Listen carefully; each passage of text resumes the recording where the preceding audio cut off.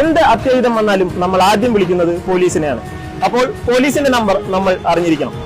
അല്ല, എന്തെങ്കിലും തീപിടുത്തമാണെങ്കിലോ നമുക്ക് വിളിക്കേണ്ടത് ഫയർഫോഴ്സിനെയാണ്. ഫയർഫോഴ്സിന്റെ നമ്പറും നമ്മൾ അറിഞ്ഞിരിക്കണം. മറ്റേതെങ്കിലും മെഡിക്കൽ എമർജൻസി ആണെങ്കിൽ നമുക്ക് വേണ്ടത് ആംബുലൻസ് ആണ്. ആംബുലൻസിന്റെ നമ്പറും നമ്മുടെ പക്കൽ വേണം. അങ്ങനെ എത്ര ടെലിഫോൺ നമ്പറുകളാണ് നമ്മൾ സൂക്ഷിച്ചു വെക്കേണ്ടത്? പോലീസ് വാഹനങ്ങളിൽ എഴുതിയിരിക്കുന്ന 112 എന്ന നമ്പർ നിങ്ങൾ ശ്രദ്ധിച്ചിട്ടുണ്ടോ?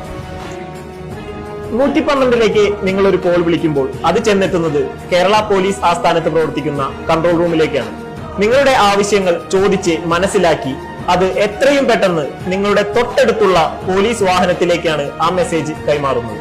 GPS-ന്റെ സഹായത്തോടെ ഓരോ പോലീസ് വാഹനത്തിന്റെയും ലൊക്കേഷൻ നമുക്ക് കൺട്രോൾ റൂമിൽ ഇരുന്ന് തന്നെ മനസ്സിലാക്കാനായി സാധിക്കും. നിങ്ങളുടെ ആവശ്യം എന്താണോ ആ ആവശ്യം ഒരു മെസ്സേജ് രൂപത്തിൽ പോലീസ് വാഹനത്തിലേക്ക് കൺട്രോൾ റൂമിൽ നിന്ന് അയച്ചു കൊടുക്കുകയും അതിന്റെ അടിസ്ഥാനത്തിൽ ആ വാഹനത്തിലെ പോലീസ് ഉദ്യോഗസ്ഥർ പ്രവർത്തിക്കുകയും ചെയ്യുന്നതാണ്. ഇത്